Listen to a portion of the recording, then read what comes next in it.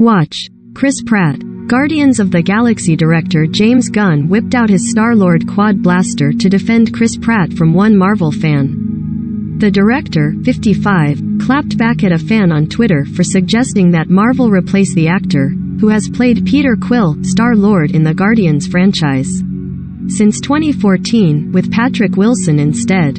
The fan wrote, "Marvel, hear me out, just replace him." The Twitter post also included a side-by-side comparison of Pratt and Wilson to show their resemblance. It's safe to say that Gunn was having absolutely no part of it.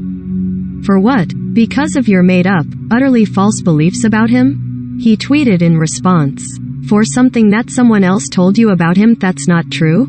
Showing true galactic solidarity, he concluded his response, "Chris Pratt would never be replaced as Star-Lord, but, if he ever was, we would all be going with him." Gunn also responded to a now pervaded tweet that, according to Yahoo Entertainment, asked the director if he was cool with Pratt attending a church that held homophobic views. He isn't.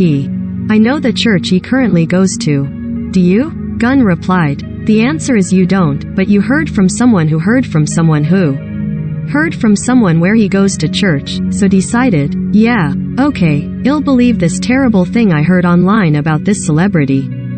According to multiple reports, Pratt and his wife Katherine Schwarzenegger, now expecting their second child together, attend Zoe Church in Los Angeles. In a 2018 interview with the New York Times, Zoe Church founder Chad Veach shared he modeled his church after Hillsong, whose former leader Brian Houston stated, "does not affirm a gay lifestyle" in a 2015 blog post. Zoe Church's views on LGBTQ rights are not disclosed on its website. In 2019, Elliot Page called out Pratt on Twitter for attending an infamously anti-LGBTQ church, though did not state which church. He wrote, "If you are a famous actor and you belong to an organization that hates a certain group of people, don't be surprised if someone simply wonders why it's not addressed." A few days later, Pratt took to his Instagram story to respond to Elliot's remarks. "My faith is important to me, but no church defines me or my life, and I am not spokesman for any church or any group of people," Pratt wrote in part.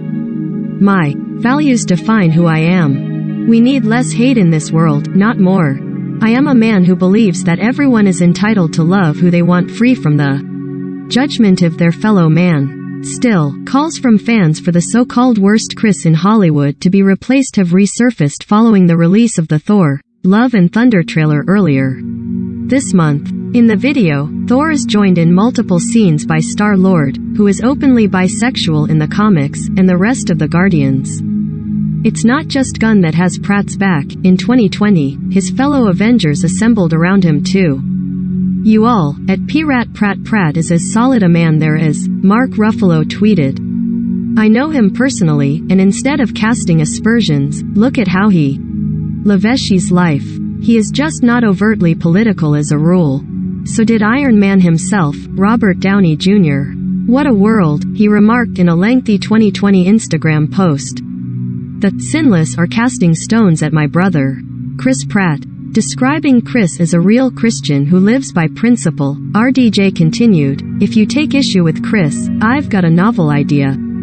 Delete your social media accounts, sit with your own defects of character, work on them, then celebrate your humanness."